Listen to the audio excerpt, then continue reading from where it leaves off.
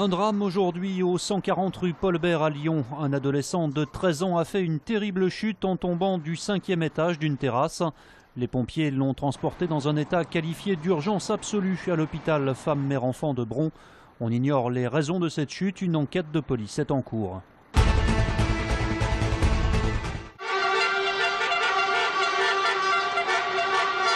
Se faire entendre jusqu'au bout, c'était le sens de l'opération escargot menée ce matin par les salariés de Maury Global. Une semaine après la confirmation de la liquidation de leur société, ils souhaitaient par cette action exprimer leur exaspération vis-à-vis de l'actionnaire Arcol Industries. Nous manifestons pour avoir sa participation à un plan social digne de ce nom. Ça veut dire au moins la même chose que nos collègues l'année dernière, à savoir un PSE accompagné d'un CSP, donc structure d'accompagnement avec de la formation, et une supralégale qui était l'année dernière d'un montant de 600 € par année d'ancienneté. En début d'après-midi, les Maury, épaulés par leurs collègues venus de Saint-Étienne et Valence, se sont regroupés sur le site de Saint-Priest qu'ils occupent désormais jour et nuit. Là, la tension est palpable et risquerait même de monter d'un cran. Ils veulent nous virer, mais comme des malpropres. Donc voilà pourquoi on est révolté. Donc ça reste un mouvement pacifique, mais ça devient dur. Ça devient dur, il y a de la tension, il y a de la bagarre. On arrive à gérer au mieux avec mes confrères, que ça se passe au mieux, mais je ne vous cache pas que ça devient très compliqué.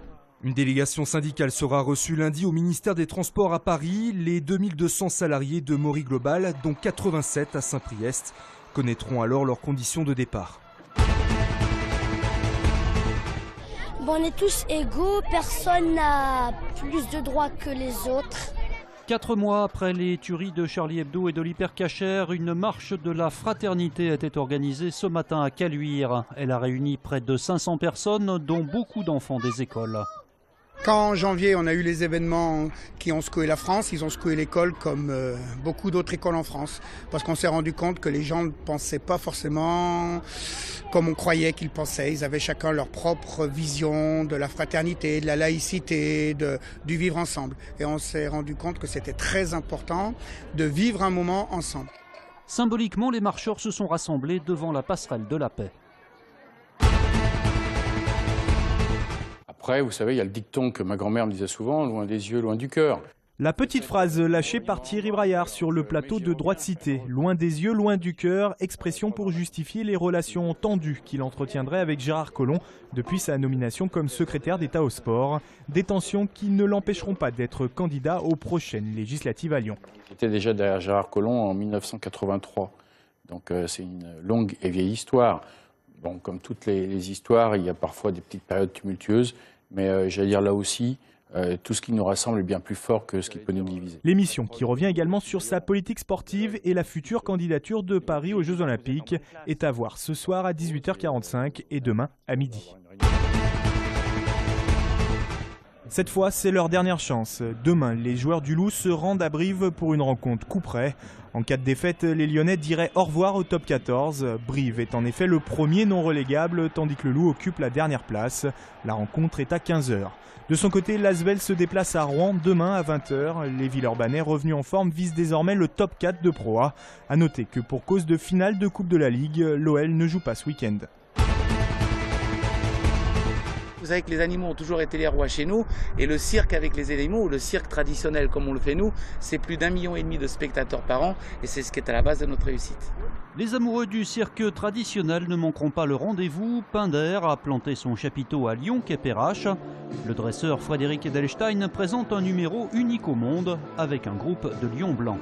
Quand j'apprends à des lions à venir se coucher sur moi, il ne faut surtout pas être une brute. Si vous êtes une brute, jamais ils vont vouloir venir se coucher sur vous. Parce que les lions blancs, je me suis rendu compte qu'ils étaient très intelligents, certainement plus intelligents que les lions de couleur normale. Ils comprenaient très rapidement les choses, ils ont une facilité d'assimiler et de comprendre les choses très rapidement.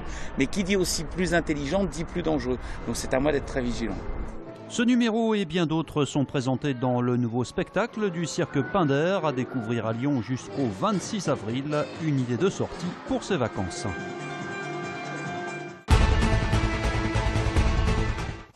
Eurexpo se met à l'heure de l'art contemporain. Jusqu'à dimanche, 2500 œuvres sont mises en vente lors d'une grande foire internationale.